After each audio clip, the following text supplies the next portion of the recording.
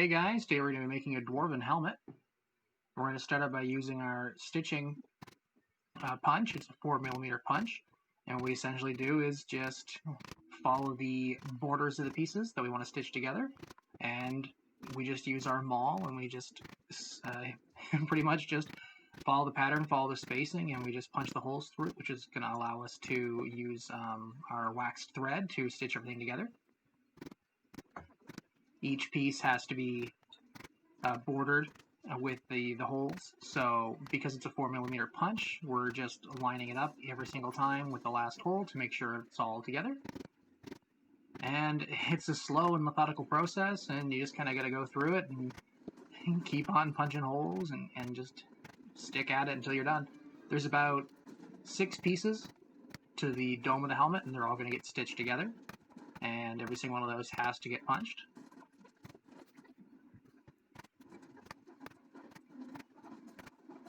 And as you can see here, because it's only 4 holes at a time, even though it's a curve, we can essentially go along the curve. I also have one that's just 2 instead of 4, and that makes it really easy for if it's a really tight curve. So we're just following it. And it's in pretty fast motion here, but I mean, it's pretty slow going when you're doing it. And you've got to hit it a couple of times to get it to go through the actual leather, depending on how thick it is. The white slab you see underneath, it's actually called a poundo board. It's kind of like a self-healing cut mat. It allows you to use different stuff that you pound into the leather without dulling the actual surface of it. So if you were to use this on, say, like a table or on like a granite slab, over time it would actually wear down the points of the chisel, and it would be harder and harder to put it through it. So I'm just checking to make sure that everything lines up properly. You've got all 6 strips at the top of the helmet, and it all looks good to me, so we're going to move on to actually stitching it together. So I'm using 2 leather needles, and leather needles are different than regular needles because they're not particularly sharp, and they're actually pretty thick compared to a regular needle.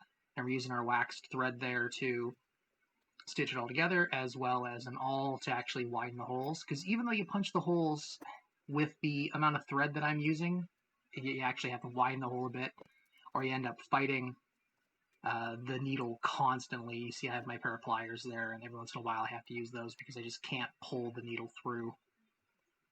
So we're using a pretty basic stitch on this one. So what I wanted to do is I wanted to have the outside of the leather that you actually see just have a nice straight cross on it, and then the underneath actually crisscrosses. And this is a really strong stitch. And this is actually a stitch I use sometimes when we're making leather tankards, because if you use the stitch and then you wax seal it, it'll actually make the tankard watertight, and you can drink different stuff out of it. The stitching process is really long. It's just methodical and tedious and long. And I think I probably spent about 4 hours just stitching the whole thing together, because it's a lot of work. It's probably the most labor-intensive part of leatherworking is just stitching it together, but it just looks so good in the end. Now you can see I'm punching some more holes with the awl just to make it a little bit easier. I think each piece probably has about 30 or 40 holes in it, maybe. So, general rule of thumb is that when you're trying to figure out how much thread you need for the actual piece, it's normally 6 to 7 times the length of the piece that you're stitching, and that's to give you enough thread to actually go back and forth and to compensate for the thickness of the leather itself. And as you can see, as I'm stitching it together, it's actually starting to bend into the shape of the helmet itself, and the more I actually put the more pieces onto it, the more dome-like it gets. And the pattern that I used for this is actually a pattern that we developed over a trial and error of about 3 or 4 different times, and it works pretty good in my opinion. It's pretty versatile, it's got the right shape, and it just makes it look a lot nicer to have an actual helmet with a dome instead of like a segmented piece or just something where it has like an open flat top.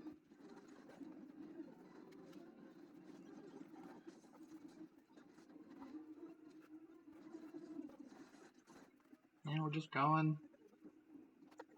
It takes a lot of time, like I said. And at the end of it, we tie it off. Here's the actual speed that it actually takes. So that's I might not be the fastest stitcher in the world, but it just takes a lot of time. It's easier to find the actual holes that you've made previously once you get a stitch through them. The back of the leather's not finished, so it's pretty fuzzy sometimes, and because of that, you kind of have to figure out where the hole is. And then just back and forth until you go crazy, and that's it. Most of the time I'm watching stuff in the back. I think I was watching Star Trek in the background when I was doing this, Star Trek Next Generation. So, probably one of the episodes where the ship's about to blow up, and then they have to figure it out. Or one of the episodes where the ship's already blown up, and they have to go back in time to fix it. That's pretty much the entire run of the series. There you go. Just in and out. Pretty simple. I think my favorite episode of Next Generation is the one where they all turn into the different animals. I think it's like season 7 or something like that, where they all turn into the weird, bizarre, like, de-evolved animals, and I think the only people that aren't affected are, like, Data and Picard. And then the whole episode's just them being chased by, I think Worf chases them, and then it just ends up with him just being insane, and then they find a cure somehow. It's some ridiculous thing, they find a cure for it, and then Data's somehow able to do everybody's job. So, and then at the end, once we're done, we pull off the needles, and then we just tie it off really quick. I know there's a lot of different techniques to actually tie it off, but because it's not going to be seen, because it's going to be on the inside of the helmet, we're just going to do a couple of quick ties, pull it tight. The wax thread works really well without the worry about it sliding off. So you give it 2 or 3. I don't really give it 2 or 3, just because I'm paranoid that it's going to come apart. Because a lot of this stuff, when we send it off to different people, they beat the hell out of it, and it really gets run through its paces. So there you can already see that the initial dome is pretty much good to go, and then what we got to do is you've got to add the sides to it, and the sides are really what's going to pull the whole thing together. And thankfully, they're also the ones with the least amount of stitching needed. So we threw those on pretty quick. Same thing, doing the cross stitch on the inside.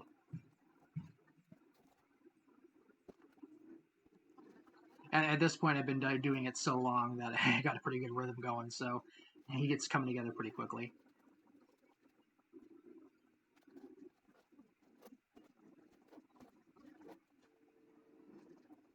You can see on that one that I didn't have enough enough wax thread. I had to kind of finagle it towards the end there, which can be a little bit of a pain in the butt, but I mean, you can always work around it. You can always tie more thread onto it, but I really don't like doing that because it gives it more chance coming apart.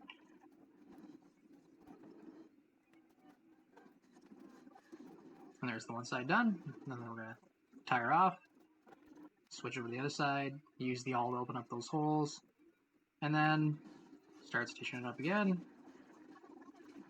And then an eternity later, we'll be finished.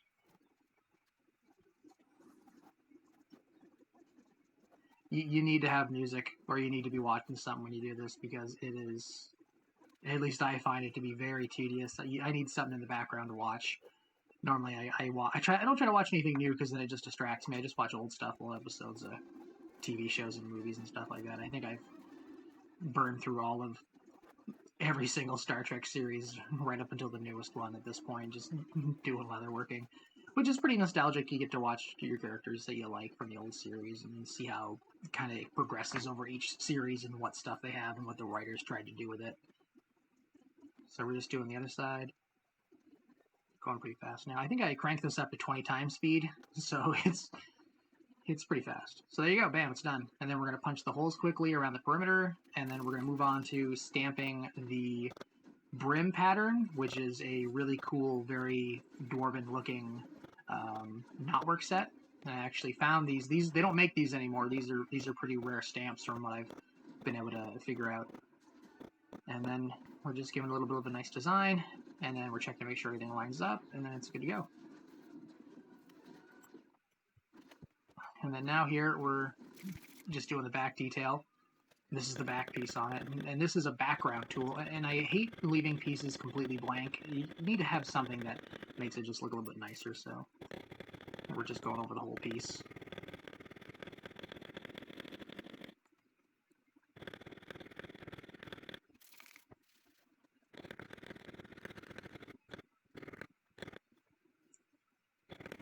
just trying to randomize how it looks, just so it doesn't look like copy pasted, like it's on like Windows 95 or something like that. I'm gonna switch out the stamp there. This is a different kind of stamp. This is a beveling stamp, and I'm actually making it have a little bit more of a 3D effect. It's pretty cool. It makes it look like it has a border, even though it's one solid piece. And then it makes it easier to do edge painting afterwards. I'm going to do the same thing on the diamond.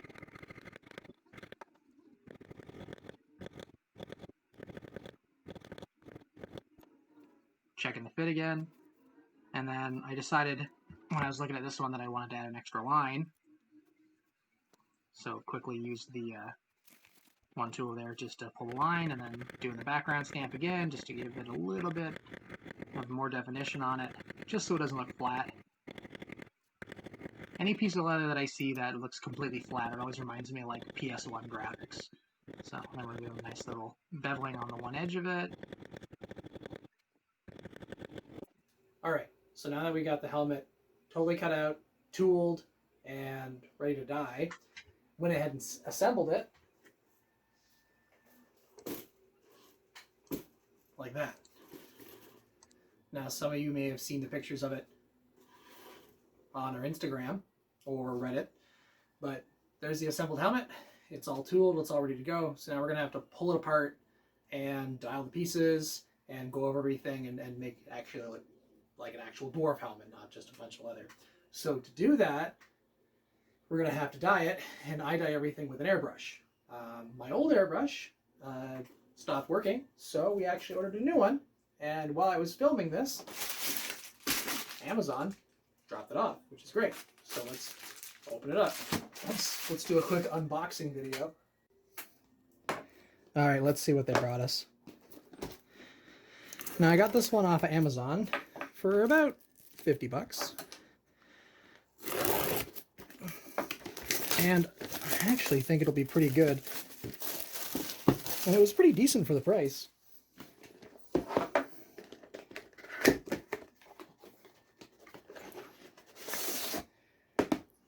Ooh, fancy. It's got that nice dollar store toolbox feel to it. So a lot of airbrushes all come with pretty much the same stuff. Or at least most of the same stuff. So you've got your reservoir. There's your siphon.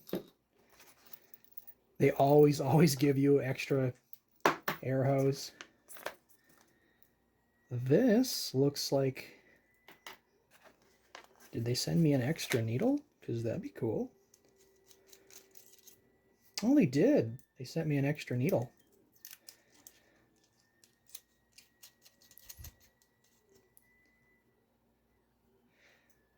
So if you guys are unaware of what an airbrush is, it's pretty much just...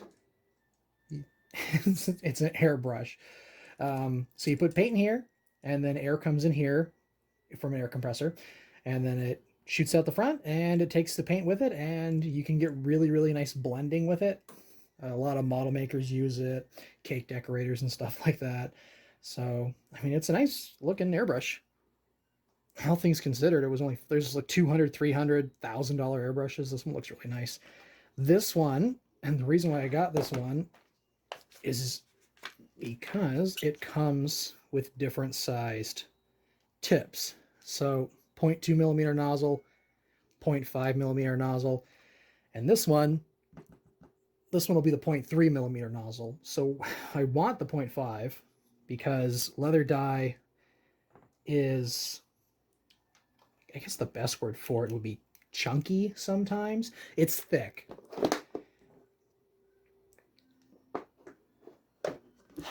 And if you try to force it through a smaller nozzle, it'll go through, but it's more prone to clogging. And the more it clogs, the more you have to deal with cleaning it. Well, I mean, you should always clean it, but it's going to clog up on you. And if you're trying to dye like a really big piece, like when we're going to try and dye this piece back here, I want the flow to be as consistent as possible, or else you get splotchy spots. So let's not screw these up. Let's try and keep them all together. So that's the 0.3. And we're going to put this here. What you guys might be hearing in the background is my 3D printer. I'm 3D printing Boba Fett's helmet right now, so hopefully that's not too annoying to you guys. And we'll throw that in there.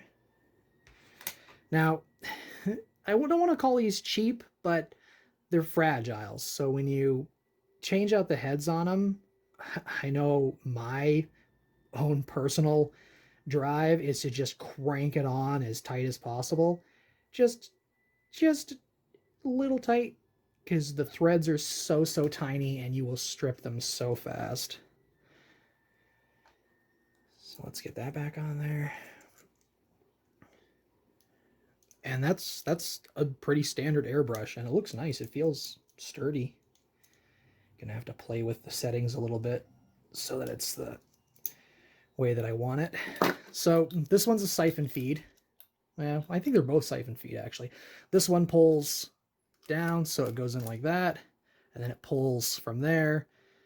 And this one is literally just a little cup, and then it goes like that.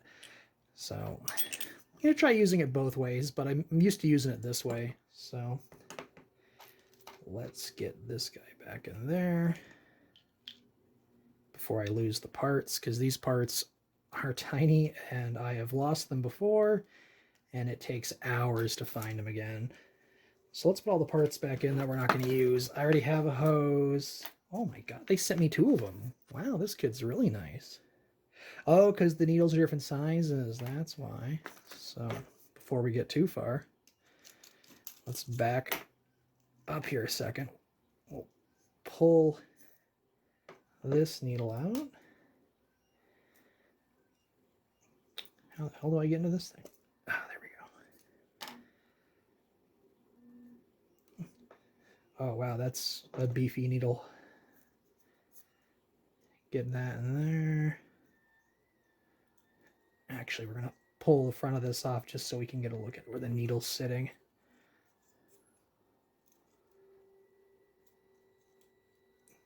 Right, like that. And you just want to see it, and then tighten it up again.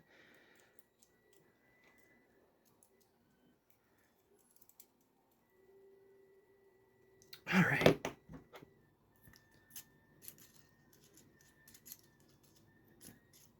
If this would come on, get in there. There you go. And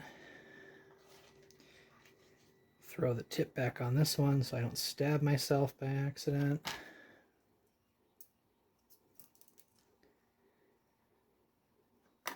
And we're going to put everything we're not going to use back in here. So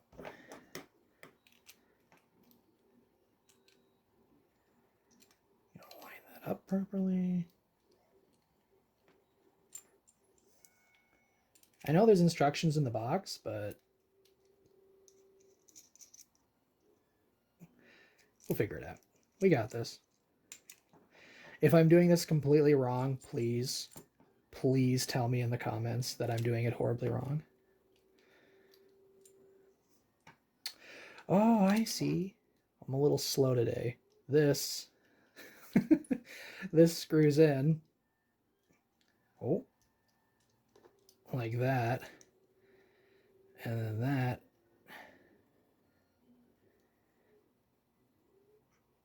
Well, that can't be right at all.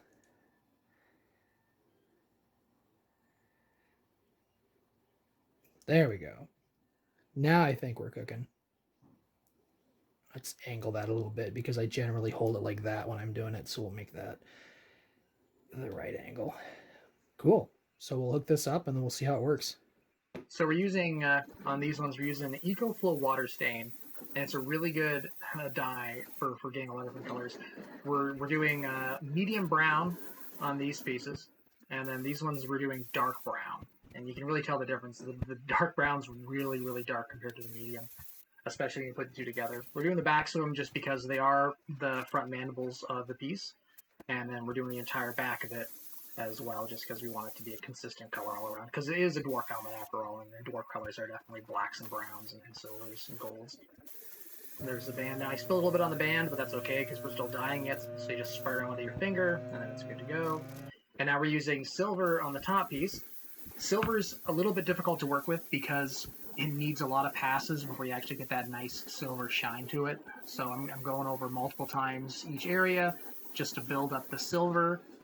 And you got to be patient with it because you also have to do it very lightly or else it'll run and then it's just a huge mess. It's just easier to do multiple passes slowly and then you're good to go. And then diamond, we're doing red, a nice crimson red, and then we're going to do edge paint over all the pieces. And this is just a Eco-Flo Cova Color Black, and I'm just using a basic dollar store paintbrush. And because we bevel those edges, it's a lot easier to get a nice straight line as long as you come at the edge from a certain angle. So I'm going over everything with a pretty liberal amount of black paint, and it makes a pretty good impression. Same thing with this one. We're just going over all the pieces. I always start outside in, just so that we're not accidentally getting anything on the interior, which we don't want, because it is hard to clean off. And pretty much every piece we have on here, except for the domes.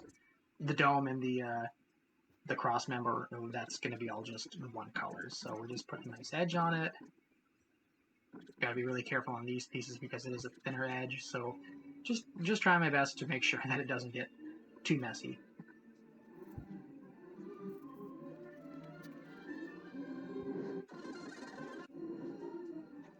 And finally, putting the finishing touches on the diamond.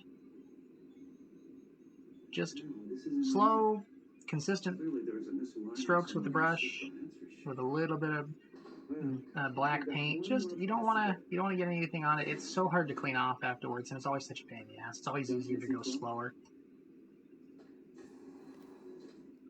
And then we let it dry overnight. And then once it dries, it's pretty good. And then we're doing a band there. Nice liberal amount of black paint on the band.